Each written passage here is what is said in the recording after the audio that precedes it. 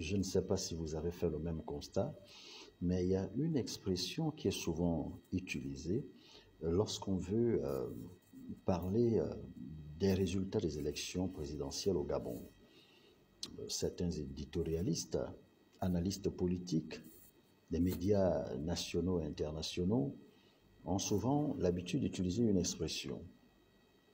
Ils disent « résultat russe ». Le président Oligui Nguema vient d'accomplir un score russe.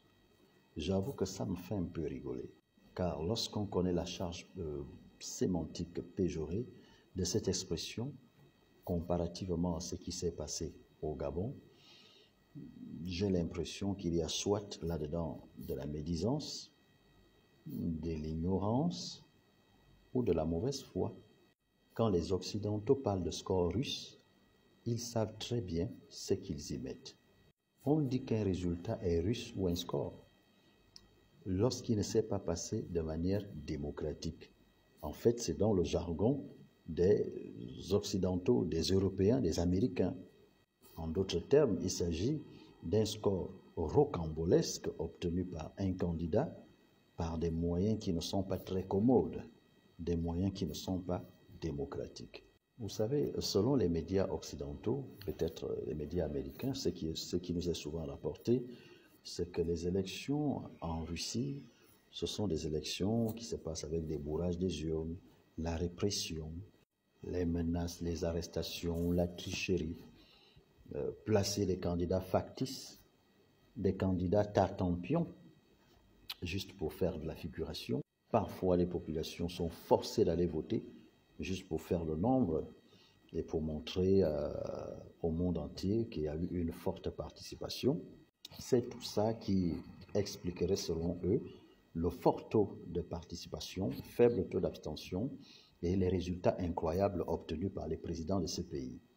De même, en utilisant la courbe Spilkin, le professeur agrégé de sciences politiques à Paris-Nanterre en France, Anna-Colline Lebenev, va inférer plusieurs irrégularités dans le mode de fonctionnement du scrutin en Russie. Le vote électronique qui se fait, dit-elle, sur la base d'un appareil totalement indécryptable, que seul le pouvoir en place peut décrypter, sans oublier le sultanat électoral qu'on pourrait retrouver dans des zones telles que Saratov, Caucase du Nord et Mordavie.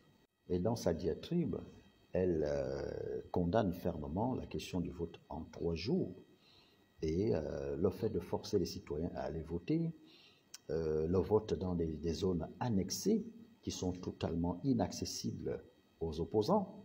Cette analyse faite par Anna-Colline Lebenev a fini par consolider l'idée que les Occidentaux et les Européens avaient des élections en Russie.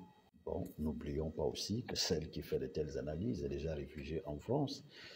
Et lorsqu'un réfugié parle de son pays d'origine, ne nous attendons pas à ce que ces paroles soient très réduisantes. Et l'idée qu'on se fait de la Russie n'est que celle issue des chaînes propagandistes occidentales. Donc, tout est à prendre avec beaucoup de distance. Ainsi, au regard de ce qui vient d'être dit, est-ce que l'expression « résultat russe » sied vraiment au Gabon?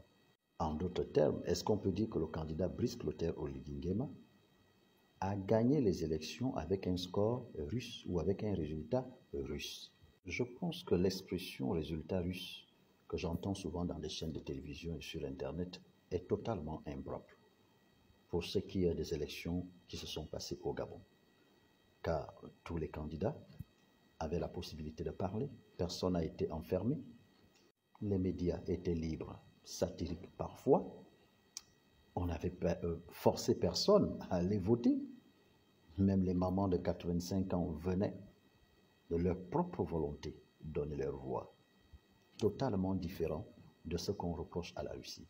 Pas de bourrage d'urnes et la participation des observateurs internationaux comme il n'y en a jamais eu dans l'histoire de notre pays.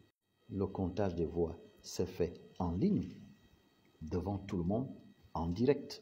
Le vote s'est fait en un jour, la proclamation en un jour, pour éviter tout risque de manipulation des résultats. Proclamation des résultats apaisés, confirmation apaisé. Tous les candidats ont reconnu leur défaite. Ça veut dire que même avec 100% des résultats, on est loin d'être dans un score ou dans un résultat russe. Ça veut donc dire qu'une simple expression peut prêter à confusion et donner une mauvaise impression. Parce que quand j'entends les chaînes occidentaux parler de ça, en parlant du Gabon, parfois je me dis, est-ce que c'est l'ignorance, est-ce que c'est la médisance ou la mauvaise foi, ou bien c'est pour créer un peu de la confusion? C'est peut-être aussi parce qu'on ne comprend pas ce que résultat veut dire. Ça vient du latin scolastique médiéval, resultatum, qui veut dire l'effet d'une cause. En d'autres termes, c'est l'aboutissement d'une somme d'actions passées.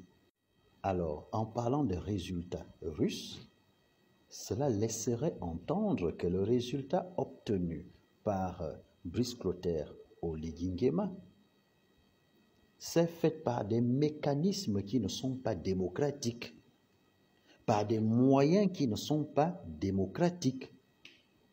Parce que le mot russe qui vient s'ajouter ici a une charge sémantique péjorée qui renvoie à la triche, à la force, au bourrage des urnes, à la pression des opposants, aux menaces, au chantage, à l'emprisonnement des opposants, des choses que nous n'avons pas constatées pendant le scrutin et pendant les élections présidentielles au Gabon.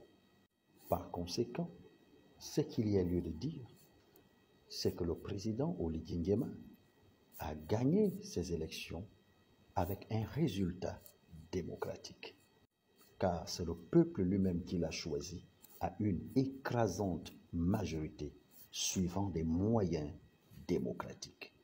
Alors vous avez voté pour lui, vous n'avez pas voté pour lui, allez-y assister à son investiture. Il le mérite.